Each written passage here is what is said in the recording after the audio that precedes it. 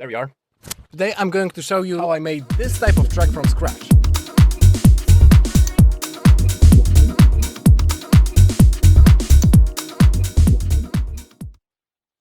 Wait, where the fuck am I?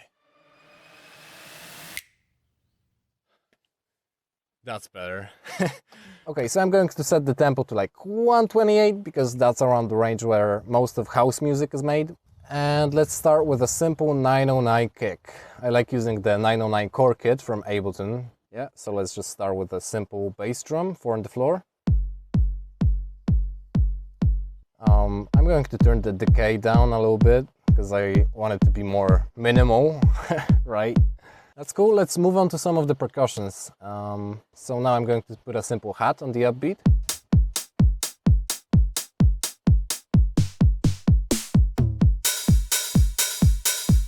Maybe it can be a bit quieter, actually, and a bit shorter. Let's spice it up with some closed hat accents as well.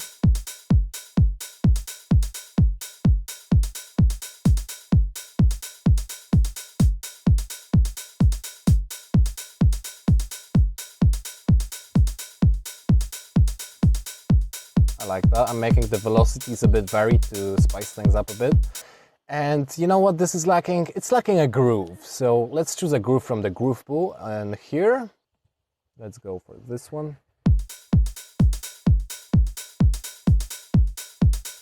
See the difference it makes? It sounds much cooler.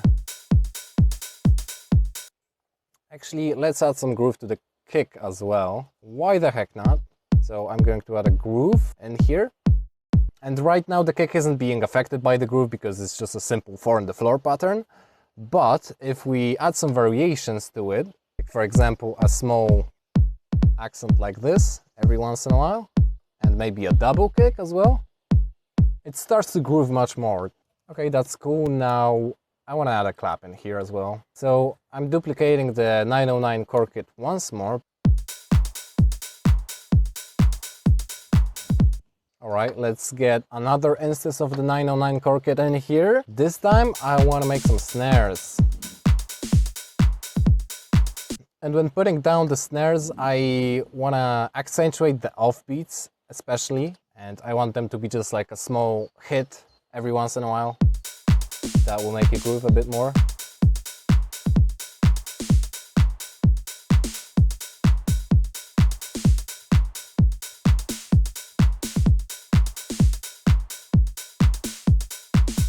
Let me turn down the decay on this snare. And remember, we're also adding the groove on this snare pattern as well. Alright, this is sounding pretty cool. Maybe we could spice the drums up with an additional drum loop. Okay, I like this one.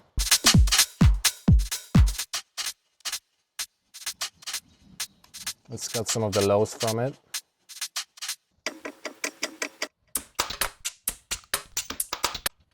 How about this one?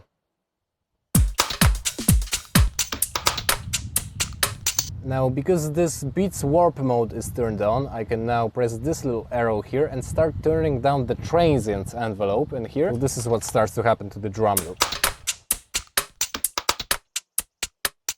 It starts to be more snappy, right? And I quite like that. Okay, now to the meat of the track. Let's add a bass in here. For now I'm going to use this preset called Basic Trigger Bass. And let's say I want to be in D sharp minor, so let's set the scale to that. And first and foremost I want to play around with the different rhythms in here. Let's add a groove from the groove pool here as well.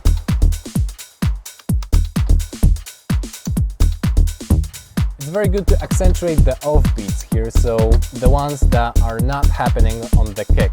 So now let's try playing with some different notes.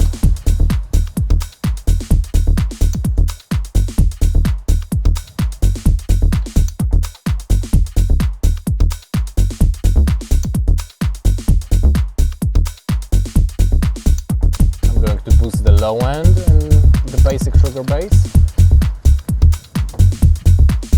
Okay, that's a pretty cool basis for our bass. Pun intended. But now I'm going to duplicate this pattern that we have so far. But if I press one of the arrow keys, I can shift this whole second half by, let's say, one step backwards.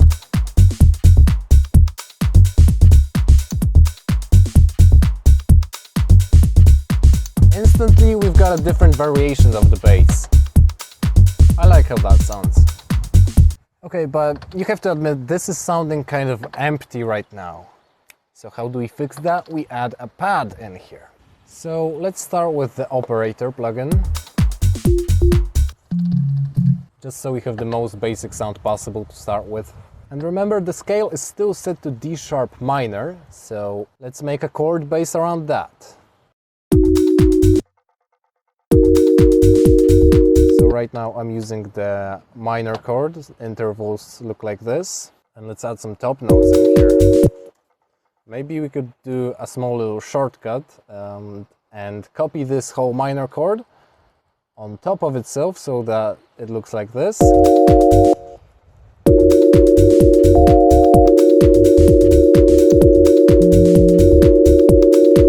shifting some of the notes around.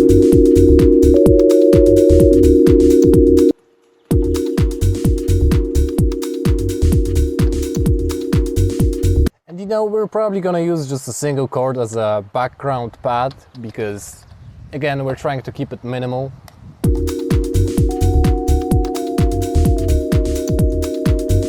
Just make sure you like the feeling that this pad gives off.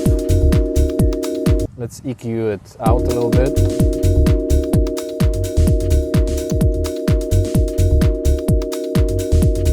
Maybe send it to a return track with some reverb. And actually, let's start messing around with the settings in Operator itself.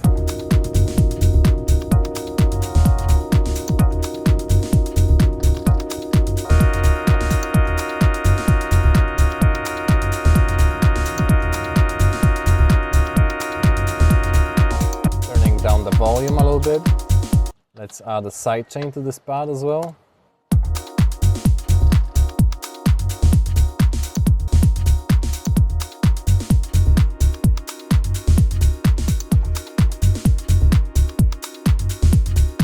We try with the triangle wave.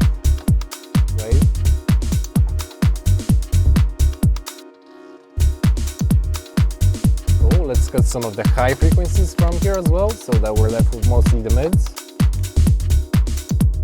And yeah, I like how that's filling up the frequencies in here. It's really making the track feel much fuller. But now what this is starting to lack is some hook elements, right? We're probably gonna want to introduce some chord sweeps or stabs, so let's try doing that. Okay, just to keep it simple, I'm going to use this simple preset from Operator.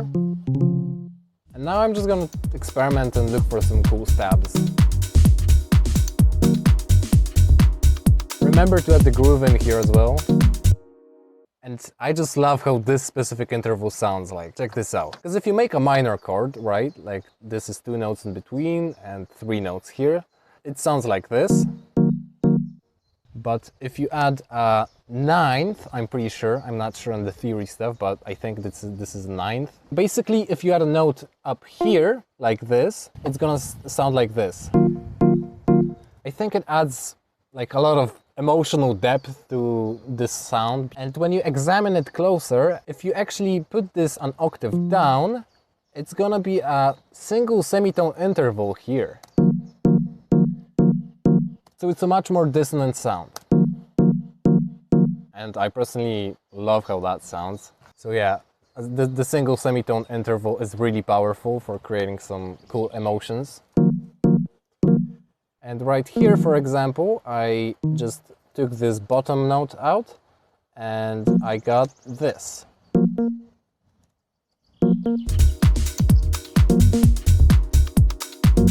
And okay, and one more May, what the fuck?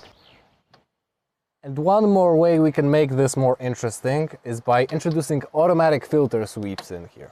Let's add this plugin from Ableton called Auto Filter. And if we put this into bandpass mode, I I really like this much more. But if we turn this LFO amount up, this is going to start automating the filter frequency here. So to visualize how this actually should look like, because it doesn't show you the effect visually, this would look something like this.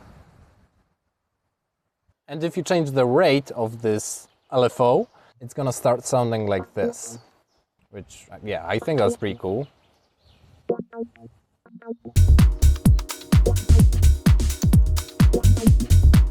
We can also add an echo to make this even more interesting.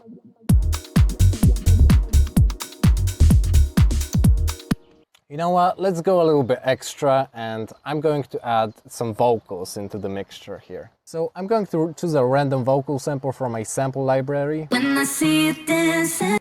This one seems alright. I'm going to drag this sample into a MIDI track. And as you can see, it says that the key of this sample is C sharp minor and our song is in D sharp minor, so that means we have to transpose this vocal sample up by 2 semitones, because C sharp is 2 semitones below D sharp, as you can see. So now this sample is in key, and now let's go to the slicing mode down here in the sampler. And now you will have all these different individual parts of this vocal sample assigned to your MIDI keyboard. So you can chop it up and come up with something crazy. And just to get inspired, I'm going to try to use a MIDI sequencer here. This one's called the ML185, by the way. You can download it for free on the Max4Live website. I already kind of like that, you know? So let's record it to a new MIDI track. And we need to set it to get MIDI from this channel with the vocals. Arm the track with this button down here and press record. Okay, that's dope. Now we can drag this pattern here, but I want to keep experimenting with the sequencer just to see if we can find something even cooler than that.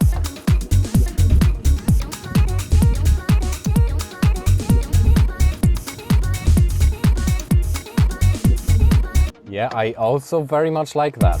Let's record it as well. So, you know, you can pretty much come up with infinite ideas for your vocal hooks if you use this sequencer in here.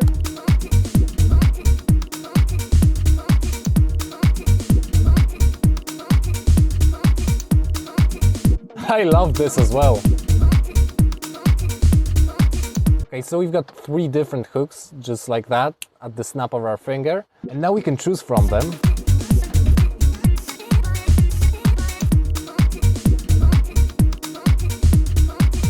And I think I like this one the most, you know? So I'm just going to crop this loop, just so we have the repeating part.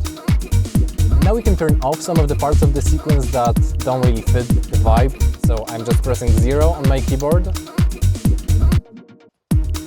And seeing what works.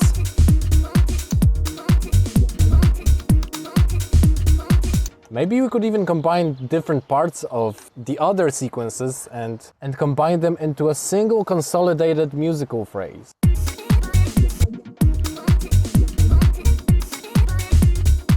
So for example, we could have something like this happen 3 times, and at the end we could have a different phrase.